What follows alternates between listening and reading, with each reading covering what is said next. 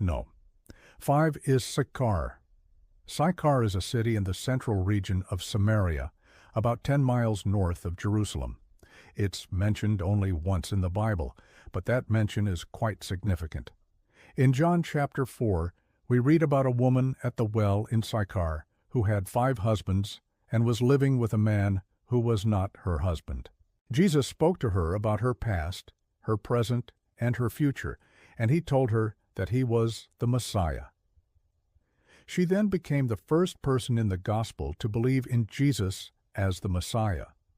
This event took place in Sychar because it was a strategic place where people from all over the region came to get water. So the mention of Sychar reminds us that God can use ordinary places like a well for extraordinary purposes. And if he can do that in Sychar, he can do that in our lives too. Number 4 is Shechem.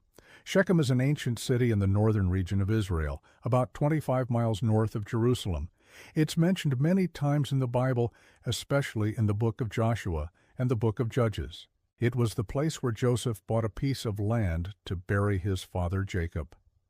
Later, the Israelites came under the leadership of Moses and settled in Shechem for 40 years before they entered the Promised Land. Shechem also had a very strategic location, being situated between the major cities of Jerusalem and the coastal cities.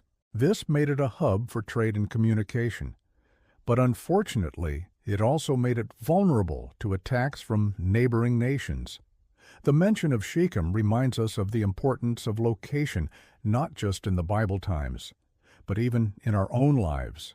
Where we live or where we choose to be located can have a big impact on our circumstances and opportunities. Number 3 is Kiddah. Kiddah is a town in the southern region of Israel, about 70 miles south of Jerusalem. It's mentioned several times in the Bible, especially in the books of Ruth and Judges. It was the hometown of Ruth, the Moabite woman who became an ancestor of David and Jesus. Kiddah was probably chosen by Ruth as her destination because it was a well-known city with a large community of Israelites. This shows us that even though Ruth was a foreigner and a worshiper of other gods, she still had faith in the God of Israel and his promises. She also had the courage to leave her old life behind and start a new one in a foreign country. The mention of Kiddah reminds us that God's people come from many different nations and backgrounds, and that anyone can trust in God and receive his blessings. Number 2 is Paphos.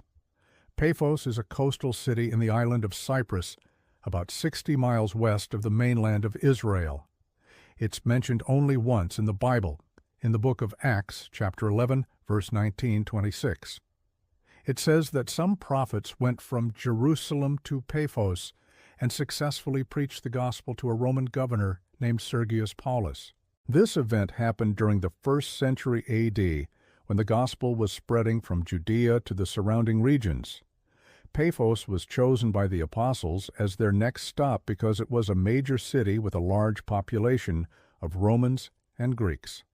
This shows us that the early Christians were not afraid to go to new places and share the good news with people of different cultures. They also had faith that God would help them overcome any obstacles and make their ministry effective. The mention of Paphos reminds us that God's Word has the power to transform people's lives no matter where they live.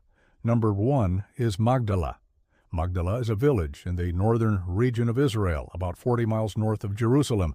It's mentioned several times in the Bible, especially in the Gospels. It was the hometown of Mary Magdalene, who was one of Jesus' followers and witnesses of his resurrection. Magdala was probably chosen by Mary as her home base because it was a fishing village with a large number of boats and fishermen. This might have enabled her to travel more easily and secretly to different places and meet with other disciples. Magdala also had a strategic location on the western shore of the Sea of Galilee, opposite the city of Tiberias. This made it easy for her to communicate with people from both Galilee and Judea. The mention of Magdala reminds us that God uses ordinary people like Mary Magdalene to do extraordinary things. She was a woman who had been freed from evil spirits and social stigma, and she became one of the most important witnesses of Jesus' resurrection.